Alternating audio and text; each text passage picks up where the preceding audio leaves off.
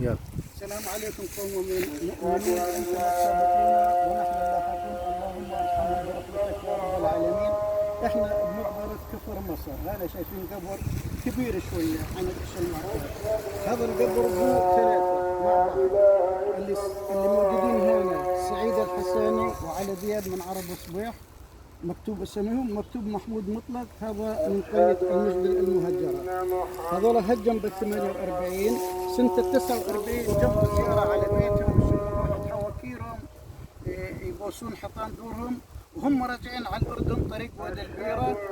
بعد ما نفذوا وادي البيرة وين كيبوتس جيشر، بعد شوي يصلون الشريعة، اليهود كانوا عاملين كمين واقتلهم الثلاثة. والله يرحمه عرسان الشرعان جابهم الثلاثة وقواهم ببيت واحد هنا بمقبرة كفر مصر. رحمة الله عليهم.